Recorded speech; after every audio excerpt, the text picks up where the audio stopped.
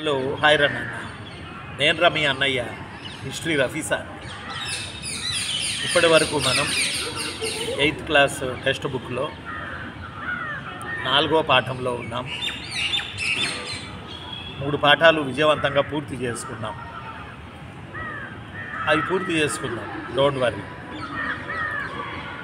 అసలు ముందు డిఎస్సికి ఎలా ప్రిపేర్ అవ్వాలి. యాక్చువల్గా ఫస్ట్ వీడియో చేయాలి నేను ఇది, కానీ ఎందుకో థాట్ వచ్చింది ఆలస్యంగానైనా ముందు ఎలా చదవాలి డిఎస్సికి. నా ఫ్లాష్ బ్యాక్ కొంత మీకు చెప్తా. 2001లో 2002 ఆ ప్రాంతాల్లో నా కెరియర్ స్టార్ట్ అయింది డిఎస్సి చెప్పడం నుంచే. గ్రూప్స్కి బాగా చెప్పేవాడు.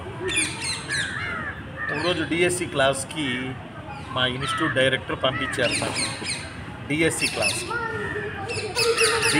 బిఎడ్ చేసి ఉన్న పిల్లల క్లాస్కి పంపారు.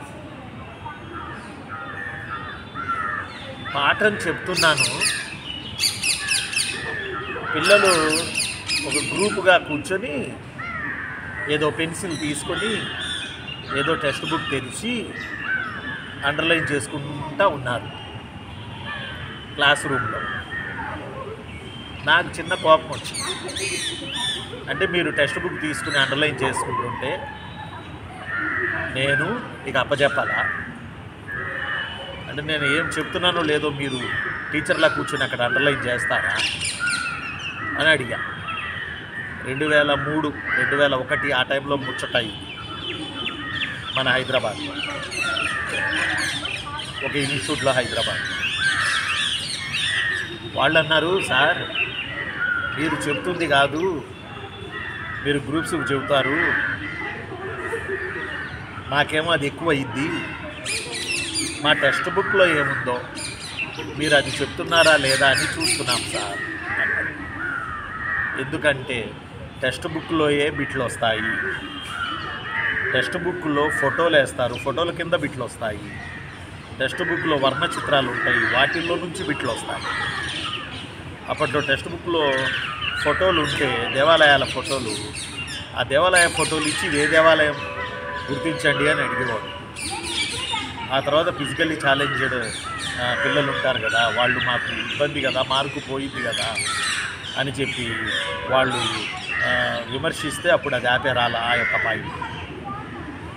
అప్పుడు నాకు అనిపించింది వాళ్ళ పేర్లు లక్ష్మి, శివ, ఇంకెవరెవరో గ్రూప్గా కూర్చొని ఉంటారు క్లాస్లో.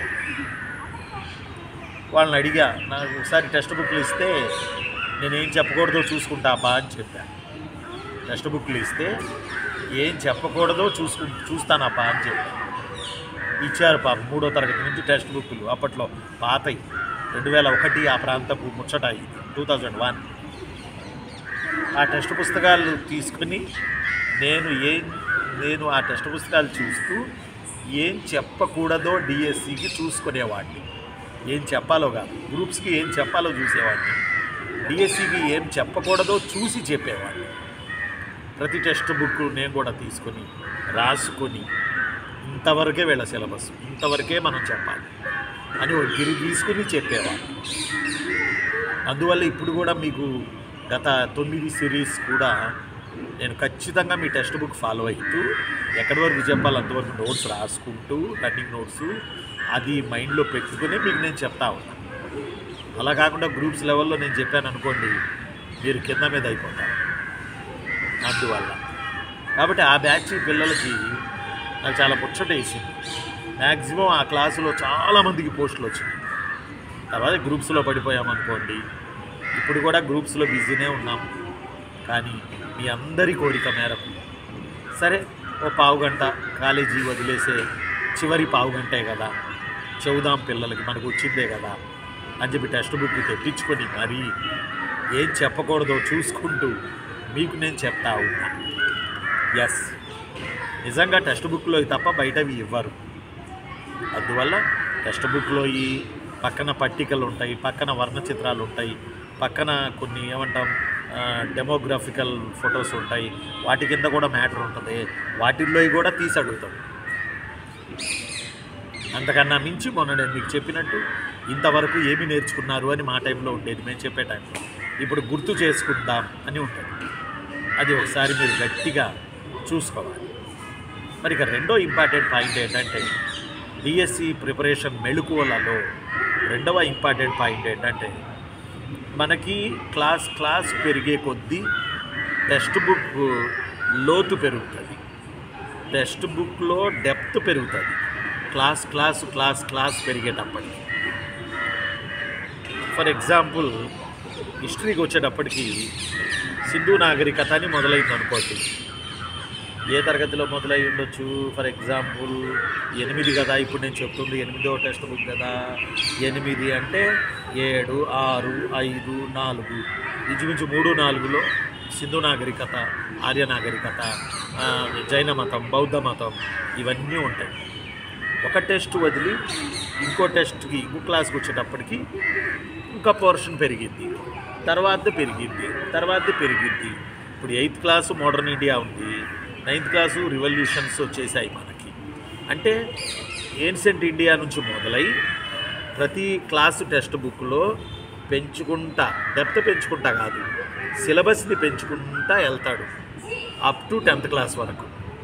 కాబట్టి మీరు ఆ థర్డ్ ఎప్పుడో తీసుకొని అప్ టు 10th క్లాస్ వరకు స్కూల్ అసిస్టెంట్ అయినా ఎస్జిటి అయినా థర్డ్ హిస్టరీ కార్డ్ నుంచి, ఆ చిన్న హిస్టరీ కార్డ్ నుంచి అప్ టు 10th క్లాస్ వరకు ఒకే లైన్లో వెళ్ళిపోతే బాగుంటుంది.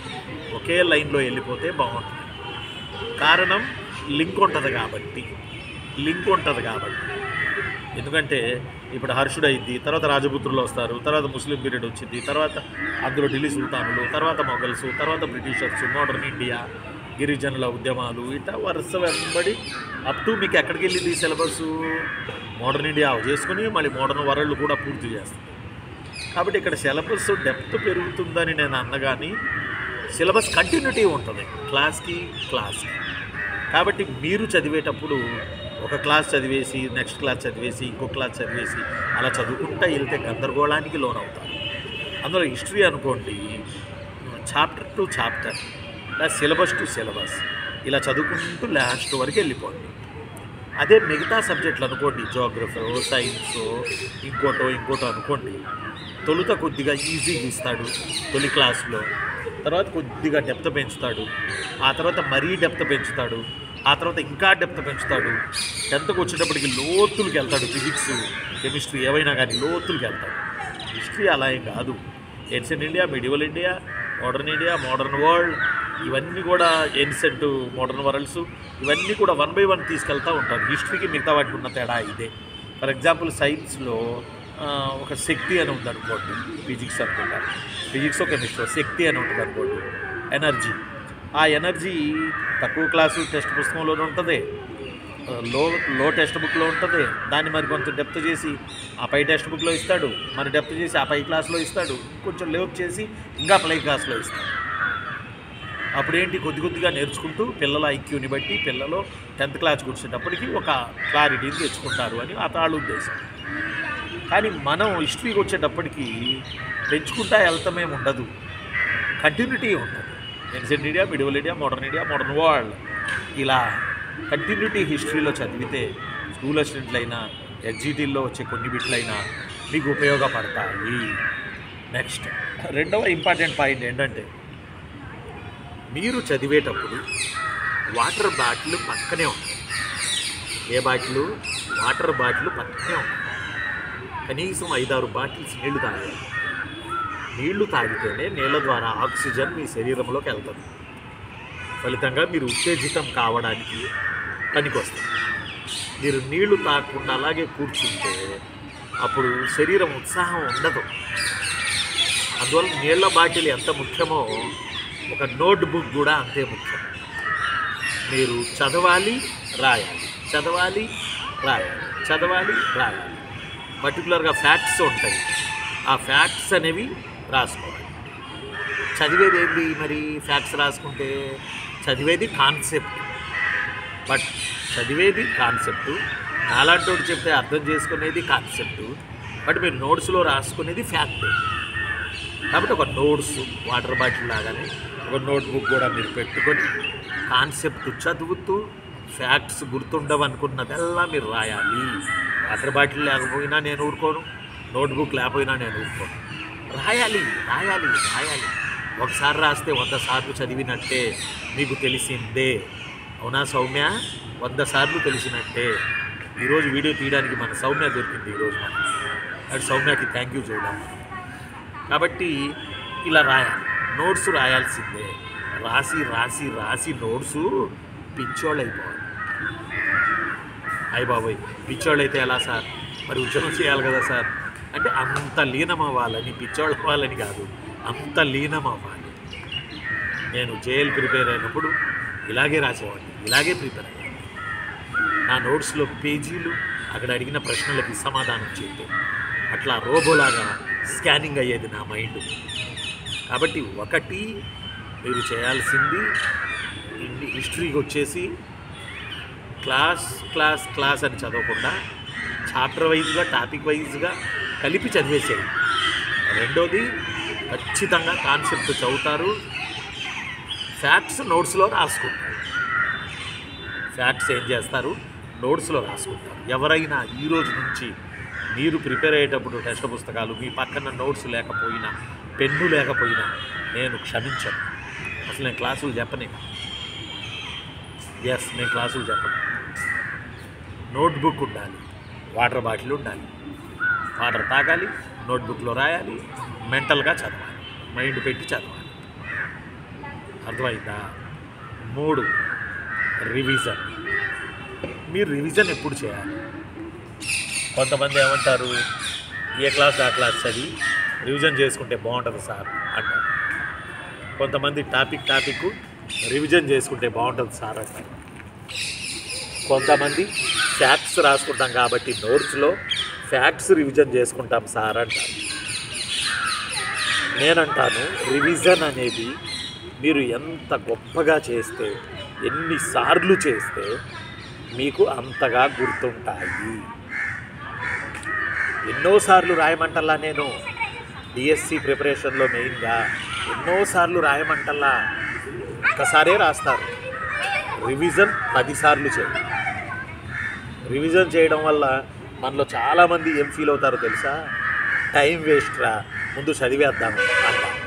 నేనంటాను, చదివింది పర్ఫెక్ట్ అయిన తర్వాత కొత్త వాటికి వెళ్తే బాగుంటుంది కదా.